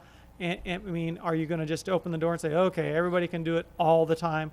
I think that it deserves sufficient examination, and at the end of it, we may well figure something out that will make the Lions Club happy and everything else. Do you think that would be an appropriate way to do that, to allow some mechanism to allow them to operate for that short length of time? If the council is directing me to allow them to continue to operate, we can do that. And we have administrative mechanisms we can put in place so that they can continue to operate. Oh, easy. Thank you. But you made a very good point, Mayor, and just to make a real quick expansion of that point. It is not the service clubs that we're necessarily worried about. They've all done a good job. They have all contributed to the city. What concerns your community development staff are those that are not part of service clubs. And when we start opening the door, that is a serious concern, because since this ordinance has been in place, we have probably met with or talked to at least a dozen individuals who are seriously considering some sort of what I'll call a flea market, where they wanted to sell the cell phone covers, the black velvet Elvises, not that there's anything wrong with those, and those type of... You like that? And Arlene likes rugs. So I noticed. It's those events and those type of operations that we really want to make sure that we have a good handle on. Yeah. So when we're considering this, it's not the Lions Club, it's not the Rotary Club, it's not these other service organizations that have done so much for the city. It is those that are not associated with those that we want to keep under control. So just something for the council to think about, and in the meantime, I will go about approving their market. Okay. Mr. Mayor, I think council clearly has the authority just to direct staff to allow the activity to continue while we are off providing gathering and providing the information to council that you've requested. And I think there are lines that can be drawn that will both protect the city but allow the nonprofits to do the kinds of things they need to do in order to assist the community. And if that's direction from council, that's what we'll go off and do. Okay, let's go ahead and put that aside. Martha, you want to make a motion, I believe, right? To take the city manager's words in a capsule and make a motion with them. Is there a second? Second. There's a motion and a second. Any other discussion? Just roll call. Roll call. Councilman Slechta? Aye. Mayor Nelson? Aye. Councilman Simmons? Aye. Councilwoman Simons? Aye. Councilman Longcart? Aye. Councilman McIntosh? Aye. Councilwoman Martin? Aye. Okay, I just want to point something out. I'll come to you Yes, there, sir. Martha, I know you want to talk. I want everybody to know that this is not unusual. I know that you're not happy with the situation because you feel like you're being picked on or something like that. But welcome to my life. The day doesn't go by that I don't get something from someone who's painted a sign and the code enforcement came after them and they think, I'm a business, I'm contributing to the community, I'm creating jobs, and you're picking on me. These ordinances are just obnoxious, and you're out to get me. I mean, it's not an uncommon feeling, and I know you may think, well, but we're different, but everybody does. Everybody does think that they're different. So we really aren't picking on you. We're just trying to get it to where there's a fairly level playing field, and to where that the community standards. So we have some community standards, and instead of just opening the door and just saying, everybody just do what you want. Do what you want. I think everybody can agree that we shouldn't do that. That's probably not a good idea. Same reason that we want people to get sign permits, and the same reason we want people to get special events permits. So I don't want you to think we're picking on you. We're just trying to do the right thing. So with that, you're going to bring back some suggestions in a Yes, past sir. history and That's correct. that type of thing. And until such time, they can operate as they had been. That is correct, sir. Correct? Yep. And any other person applying has to abide by the regulation as it is now. That is correct, sir. Correct? Good. Martha? Well, exactly, and I think this was totally unintended, as you said, Mayor. It wasn't out to get them, but there are a million signs. There's only 2 flea markets in town, and back in 2004, we we changed this flea market thing for a parking lot use, and then we came up with this farmer's market thing, and they kind of didn't fit into anything. They got lost in the regulation. So I'm very grateful that council voted this way. And there is a solution that's going to help all our service-based, nonprofit, Bonita-based organizations so that they can serve, and they can serve the community, and we can protect our community from not unwanted things. Thank you, Mayor. Thank you very much. Okay, what else you have for us, Carl? Just one other item, Mr. Mayor, and that is, and I know I'm looking out ahead a little bit, but on January 1st, you have a scheduled council meeting. Cool. This happens every once in a while. The question is, do you want to cancel the meeting completely? Yes. Yes.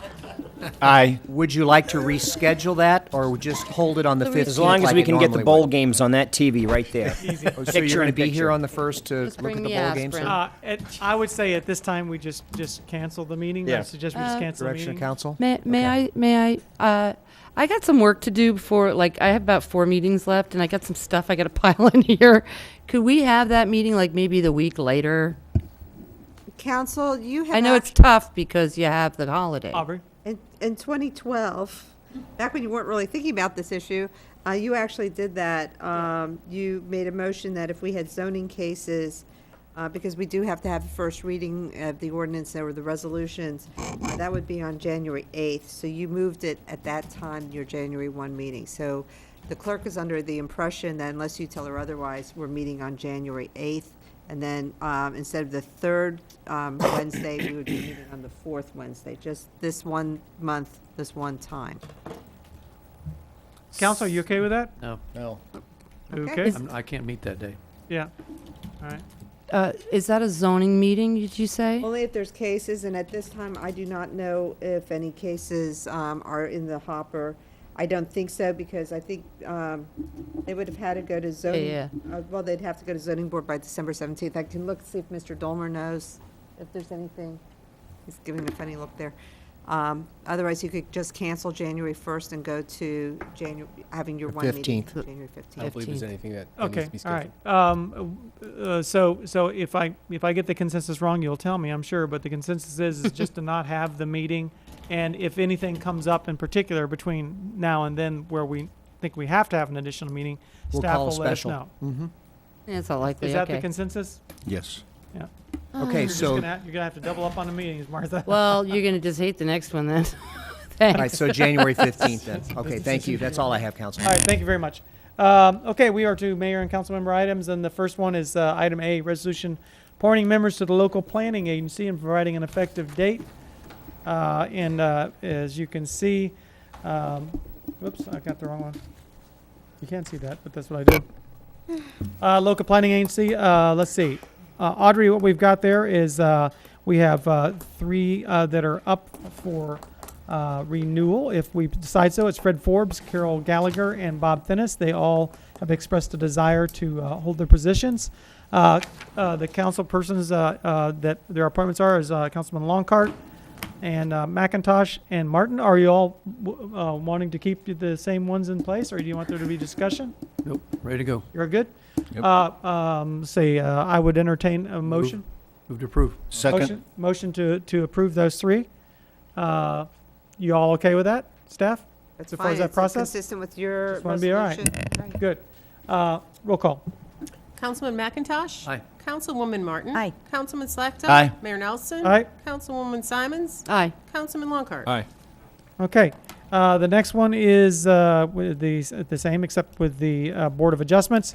You have Frank Lyles, District 5, with Councilman Martins, and Robert and Serpy, who's Councilman McIntosh's. Did the two of you, you satisfied with that? Yep, good. Okay, that would be my recommendation, and so Motion. you have motion and a second. Second. Any other discussion? Roll call, please. Councilwoman Martin? Aye. Councilman Slackton? Aye. Mayor Nelson? Aye. Councilman Simmons? Councilwoman Simons? Aye. Councilman Longcart? Aye. Councilman McIntosh? Aye. Okay, item C, resolution City of Benita Springs urging the United States House of Representatives to actually do something. So moved. Nothing, really?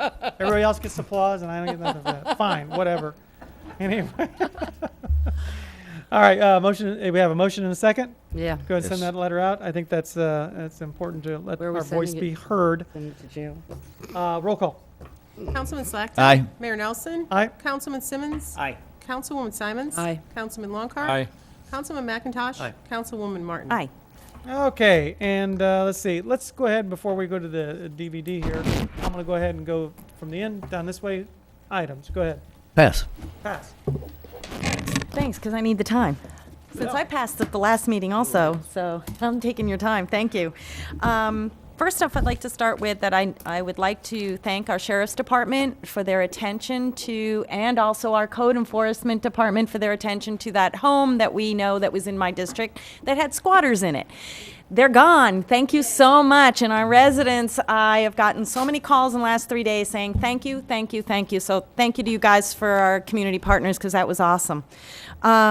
FGCU had their Make a Difference Day at the Bonita Nature Place, and there were 30 students and Wells Fargo employees that attended, and they installed metal trail markers for us because we were using good old-fashioned duct tape, which is amazing.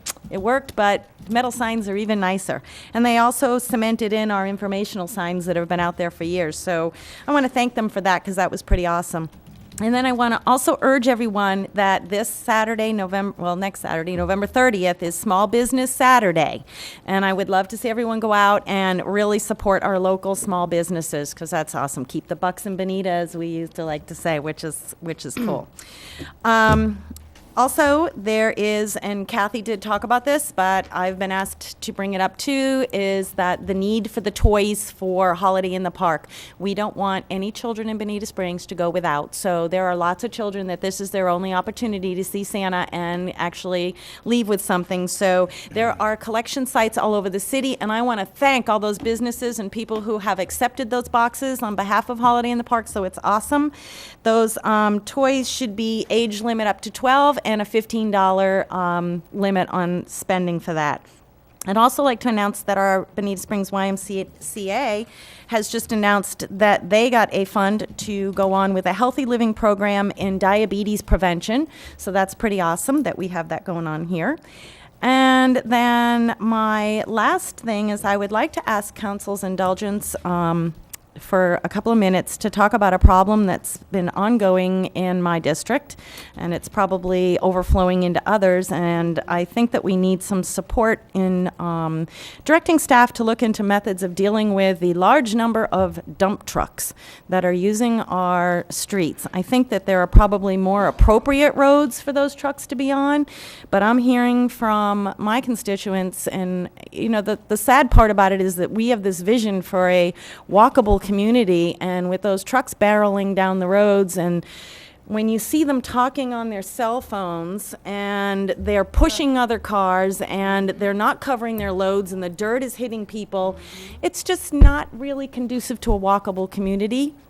And I want to thank again the Sheriff's Department. They have really tried to make an effort in that, but like what happens when this day of cell phones is they get to pull over one truck and then miraculously everything behaves for a little while, and then of course they can't devote all of their day to watching what's going on our streets with that. There's more important things, too. So this is a safety issue. It's a quality of life issue for the folks in my district. And like I said, I know it's happening in other areas. So I'm hoping that you'll indulge me in asking staff to take a little bit more of a look at to what alternatives we might have. Thank you. How about cameras? Yeah, and you'll take a look at that, see if what's going on. We've actually put in a call to Collier County already. They've got an ordinance down there that we might be able to use. Okay. And you're also looking at where the source of this is from as well, too. And I have to say, Mayor, this time around, everyone was blaming the mine. It wasn't the mine. Yeah, And so I don't want them to get the bad rap on this, and I don't want people thinking always it's the mine, because it wasn't. We've tried communicating with the main source, and thanks to code enforcement for working with that too. Thank you. No avail. Okay. Yeah. All right. And I don't know if it's the place I'm thinking of. If you need to look at their development order or anything like that, or that specific zoning case, because I recall there being. I can't believe I recall this, but I recall there long ago there being specific criteria in there that prohibited them from doing certain activities so far as taking stuff off site and that type of thing. So that may be the trigger that you're able to do. So anyway. And maybe that's something that we can always make sure that our community development and staff has in the back of their mind as we approve any kind of development orders, that this is definitely addressed at that time. Mayor? So that we can stop this from happening. All right. Thank Yes, you. yes, Martha. Yeah, and I believe Collier County did away with their red light camera system. they did. But they have those cameras that, they have, they're like parapets, where they can hang over an intersection. Maybe they're still hanging around down there. They haven't sold them off yet, when they'd like to lease them to us or lend them to us and just park it right there and take a lot of pictures. The issue is not identifying the trucks, because you can stand out on the street and identify the trucks.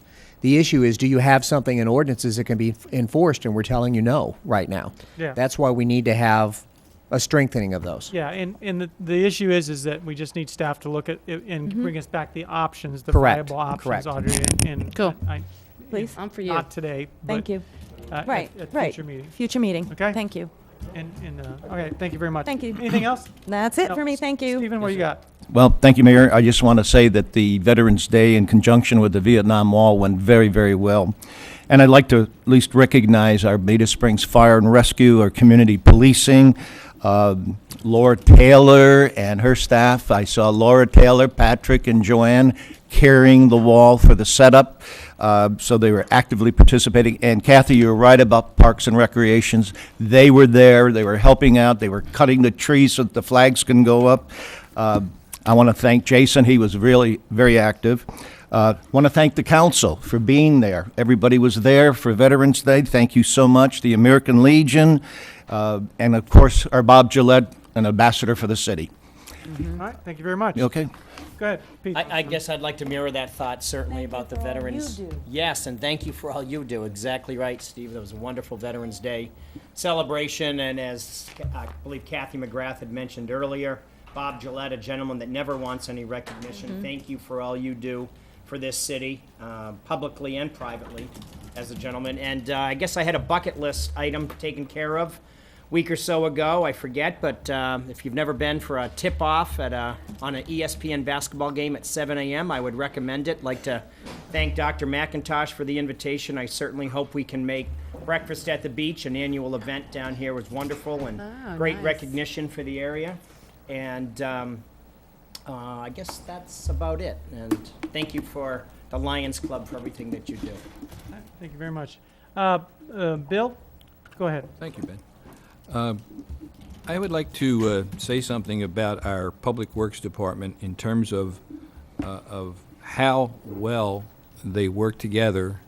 And I'd like to talk about Linda Lowell, Connie DeBono, Dave Liccardi, and Matt Feeney. I had a circumstance, an email from someone who was complaining about the trees and grass growing up against the new wall on Eastbrook and Westbrook. And the process is that we call our Public Works Department and they get in touch with the county. I found out that the county didn't take care of it. Our people did. And they did a fantastic job. They left it completely beautiful there.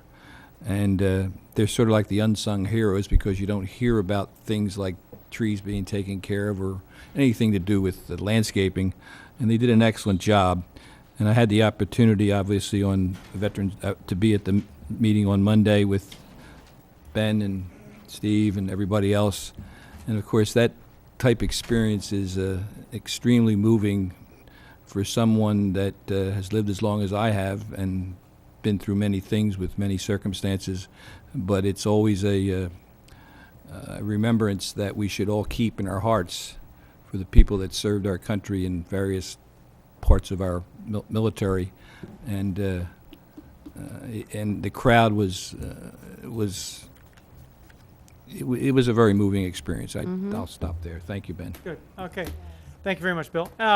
Martha, it's your turn, and this time I think you have, amongst other things, you have a DVD that you would. Yeah, that's what the guys were doing here with the letter, is turning that around. But can I just read my list real quick, and then we'll go to the Right show? ahead. You go right Okay. I liked that Marshall Bauer was here. I talked to him a couple months ago, and I would be in favor of allowing our employees to do some mentoring, figure out how that works. But I think that's a great thing. And for council members, we do that with our government day, and I thank you for that. I want to, again, hit the employees and thank them. Parks and Rec, thanks for picking up all the trash down at Riverside Park. The Calusa Ghost Tours once again provided free canoes for anybody who want to clean the river. Bill and I went out with them and brought the barge down the river from Kent Road and picked up all sorts of things. So thank you. But also 17 other people went out and did a lovely job.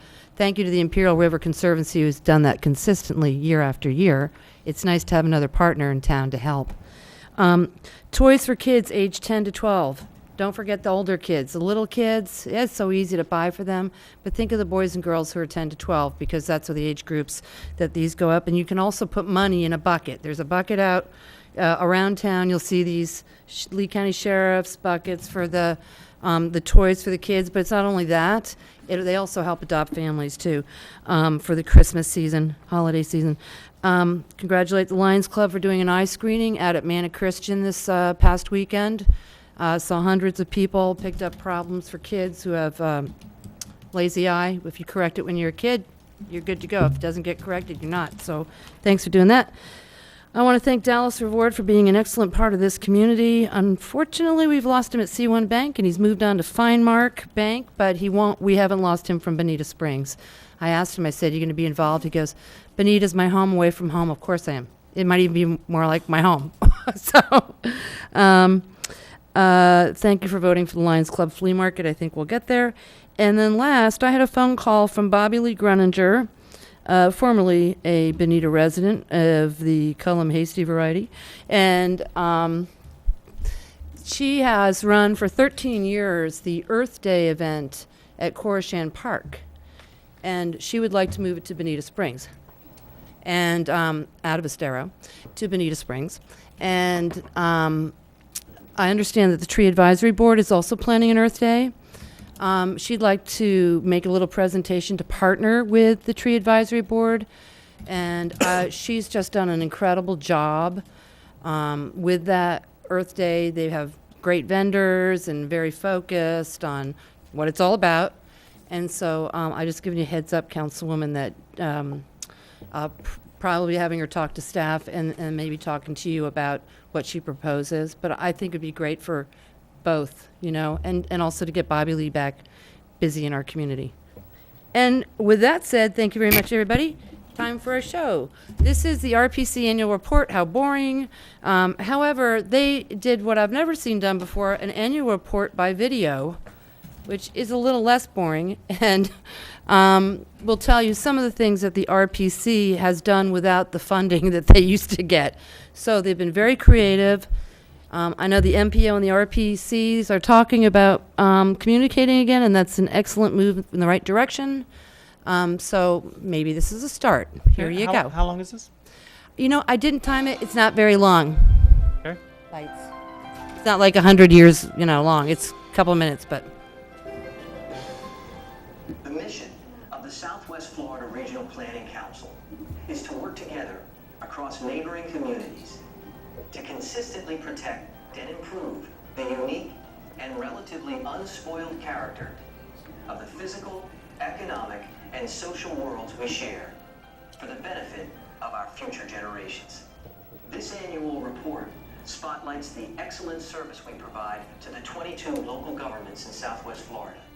Internally, improvements to our operations and financial management have improved transparency and efficiency, providing a true picture of actual costs. We are very proud to say that all projects for the fiscal year were completed on time and within budget. Now let's take a look at some of the accomplishments in the individual planning areas. We'll begin with regional planning. About 10 minutes. Over 40 reviews on comprehensive plan amendments and developments of regional impacts have been presented to the Council for approval this year. The Planning Council partners with local agencies and governments on projects and grant submissions. This past year, 70 grants were submitted and 15 were awarded, totaling $378,633. This added an additional $217,000 of revenue to the 2012-2013 budget. Consequently, the 2013 fiscal year ended with a balance of over $100,000. The Regional Planning Council was the lead agency for the Southwest Florida Brownfields Coalition in the submission of a Brownfields grant. In March, the RPC partnered with the Florida Department of Environmental Protection to conduct the first annual Southwest Florida Brownfield Symposium, with over 100 individuals attending the event.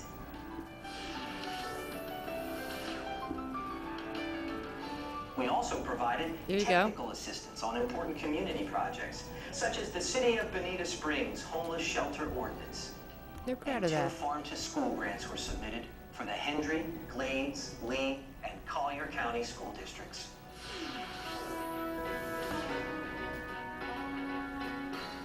A major emphasis for transportation planning has been providing services to the transportation disadvantaged. This past year, over 21,000 one-way trips were provided in both Glades and Hendry counties. Municipal partnerships expanded this year to include Lee-Tran on a Veterans Assistance Grant. The RPC's role was to determine transportation barriers for veterans and their families through non-traditional outreach. The Southwest Florida Regional Planning Council is a source of low-cost, high-quality emergency management and preparedness planning and training expertise.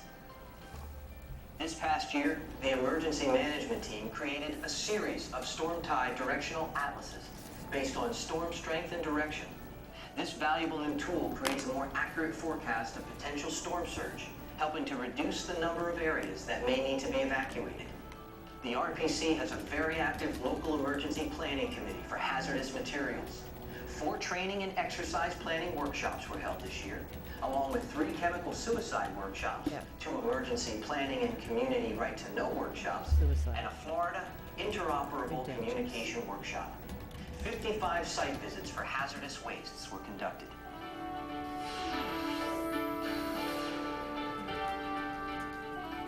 The RPC's Natural Resources Program area had a very successful year as well, particularly with the Charlotte Harbor National Estuary Program and the Estero Bay Agency on Bay Management. The CHNEP, along with the 2 other Florida Gulf Coast National Estuary Programs, adopted the Southwest Florida Regional Ecosystem Restoration Plan with a vision and priorities budget. In addition, an oyster habitat restoration plan was completed, and the CHNEP updated its comprehensive conservation and management plan. The CHNEP also convened stakeholders this year to provide the U.S. Corps of Engineers recommendations on the area-wide environmental impact statement for the Central Florida Phosphate District. The Charlotte Harbor NEP Water Atlas is a convenient online tool developed this year that provides up-to-date water resource information to help people make informed decisions. The Ecosystem Services and Climate Change Planning Project developed a new method to assess the total ecosystem services provided by natural and man-made systems, which will assist in protecting and improving Southwest Florida's quality of life and sustainable economy. And last, but certainly not least, let's look at this year's accomplishments of our Economic Development Program area. The Federal Comprehensive Economic Development Strategy has been updated and aligned with the state of Florida's Economic Development Plan. The 11 regional planning councils received an award from the Florida League of Cities for this effort. We worked extensively to build a team in the 6-county region for the purpose of promoting arts and cultural venues regionally as a legitimate industry to unite our region in building competitive local economies. And the Southwest Florida Regional Planning Council's comprehensive broadband plan ensures the long-term economic success of the region in the new digital economy. The hard work paid off when the SWFRPC and the CFRPC received an award from the Florida Planning and Zoning Association for Outstanding Infrastructure Plan for the Comprehensive Broadband Planning Project. The Southwest Florida Regional Planning Council, in conjunction with the Florida Regional Planning Association, recently conducted an energy resiliency study. The Florida Energy Assurance Study report did not go unrecognized, as the study received an award from the National Association of Development Organizations as a 2013 Innovation Award winner. A grant was awarded by the Department of Economic Opportunity, Divisions of Community Development, to provide technical assistance by identifying regulatory barriers that impede the economic development in rural areas of critical economic concern. Through partnerships, collaboration, and regional visioning, the Southwest Florida Regional Planning Council has promoted regional strategies and solutions to strengthen Florida's economic competitiveness, address problems of greater than local concern, and meet the needs of the local governments that we serve. We are proud of our team's dedication and accomplishments this past year and look forward to working together across neighboring communities to consistently protect and improve the unique and relatively unspoiled character of the physical, economic, and social worlds we share for the benefit of our future generations.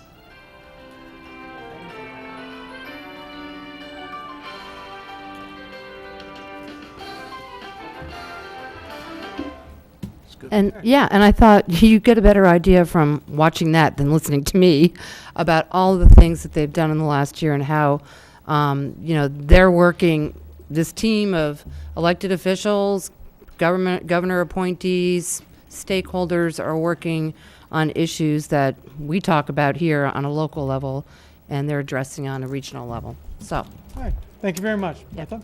Okay. you. And at this time, before we approve the minutes, I've got a couple of things. I want to thank the staff as well. We've been working on the Pelican Landing referendum, and I want to thank Laura and Arlene and Carl in particular. I mean, what a great team we've been able to put together, and it's been very tiring for them and for everyone involved, but it's very worthwhile, and it's amazing what you learn about yourself and about your city in the process. You all have a lot to be proud of. This is a great place we live in, Yes, and it is. I've never been prouder to represent the city than I am at this day, because and a lot of it's because of what we've been going through here. It's just awesome. So perhaps we will give that presentation to you someday, because it's very good, I think. Also, thanks to Carl for developing this the tax increment financing, and which used to be called the CRA. For the proposal of that, we got a 5-0 vote for that. That was incredible. Thank you very much, Carl, for coming up with the whole concept there. It really went well. It was another team effort, and thanks for all the council people that for all your support. The Bonita Springs Concert Band, the Taste of Bonita, and the Veterans Day celebration. What a great park we have. I mean, anybody who doesn't come down there and take advantage of that and come down there and have fun, it's. I think we only have one Saturday this whole season that isn't being used. If you want to use that, you better come get it. I mean, that was the intent and the purpose of that park, was to be a communal area for everybody to come together, for us to come together as Venetians. Mission doing it. accomplished. Can I say that? Put the banner up. Yeah, it's really well. Yeah, let's not use that. We won't do that. And other than that, thank you very much. Everything's went well. Approval of minutes? So move. A motion and a second. Any other discussion? Roll call, please. Mayor Nelson. Aye. Councilman Simmons. Aye. Councilwoman Simons. Aye. Councilman Longcart? Aye. Councilman McIntosh? Aye. Councilwoman Martin? Aye. Councilman Slackjot? Aye. Okay, and at this time, we'll have public comment. Anyone wishing to speak at this time, please come forward. And, okay. Good, Ken. All right. Is the sheriff a I've survey? sat here long enough. Mr. Mayor, Ben, Yes, sir. council, staff, Ken Shivel for the record. You know, I've sat back here, I'm thinking just how blessed we really are. The whole community, the Lions Club, the progress of the Lions Club since 1961, when it first started, and then it reorganized back in 66. And we've came a long way. It's been in everything that this community has needed until it became a city, and it still has. We're still growing with the city. And we are very blessed. We're blessed that this, of our council and what you are doing. So I'm thinking about a lot of things right now about the community, its past, its history, how we've come this far. Without the Lions Club, we wouldn't even be this far today. And I guarantee you that, because I've been a servant of this community since almost as long as he has, and he was born here. But no, I just want to make that comment about Thanksgiving is coming up, and we got a lot of things to be thankful for. Thank you very much. Indeed. Thank you very much. Thank you, Ken. Well said. Good man right there. I don't care what you guys say about him. He's a good man. Sheriff a survey. All right. Anybody else this time? Seeing none, thank you, everyone, and well done.